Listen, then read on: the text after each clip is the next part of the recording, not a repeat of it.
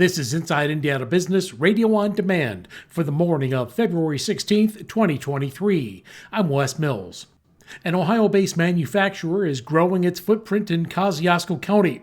AMCO Midwest Roll Forming Plus, which makes components for a variety of products such as truck bodies, trailers, and solar panel frames, announced Wednesday it is adding 50 jobs at its plant in Pierceton by the end of 2026. The Indiana Economic Development Corporation has offered AMCO up to $500,000 in conditional tax credits and training grants, which the company will not be eligible to claim until Hoosier workers are hired for the new jobs. The company said it also received incentives from Kosciuszko County. Indianapolis-based Elevance Health has finalized its agreement with Washington-based CarePath RX to acquire BioPlus, a comprehensive specialty pharmacy.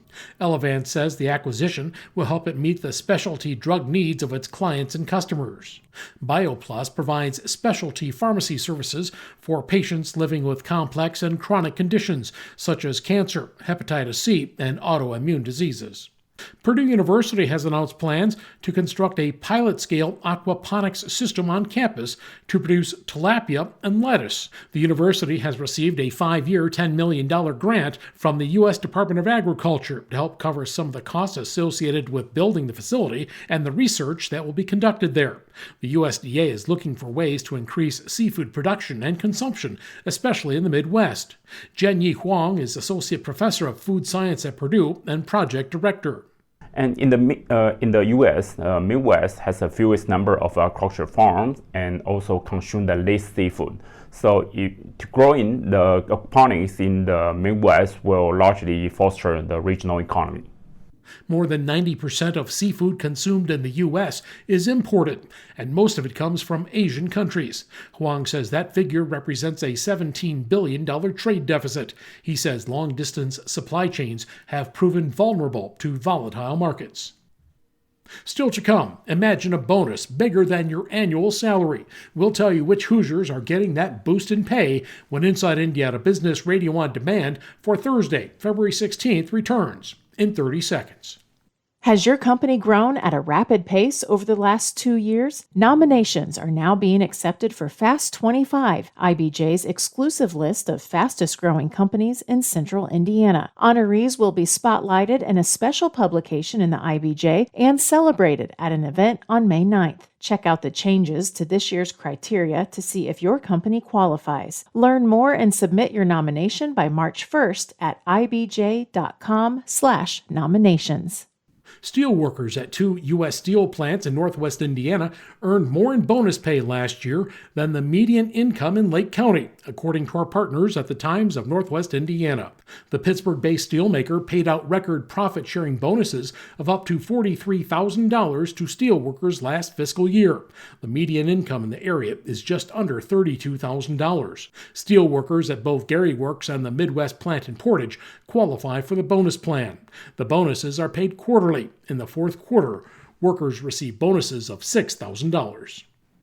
Ivy Tech Community College says innovation and connection are 2 focus areas for its new 3-year strategic plan.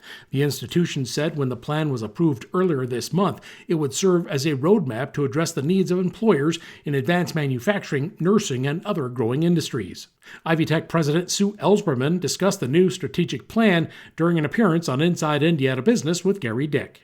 It is about expanding those partnerships with industry, but most importantly, responding to them at their pace of change. That speed of life is not just a student's life, it's our economy's life. So being able to offer exactly what they need to build the partnerships that work for them and to bring adult learners into that talent pipeline, credit for prior learning, things that help their employees, our students, be able to fill those high-wage, high-demand careers. Ellspermann says Indiana's economy is changing, and Ivy Tech aims to be at the forefront of that by partnering with businesses. The Southwest Indiana Regional Development Authority has announced 7 additional economic development projects which will receive funding from the region's share of the state's $500 million Regional Economic and Acceleration Development Initiative, or READY. The RDA says the additional $6 million distribution for quality of life projects brings its total allocation to $41 million. The funding is being used on several parks projects. Meanwhile, the city of Sullivan used $1.5 million of READY funding to complete renovation work on its new City Hall building. At one point, the city considered new construction, but it had an $8 million price tag. It acquired the building, which had been a school administration building and a newspaper office, in 2020 at a sheriff's sale. The city was able to renovate the new administration building for $1.8 million.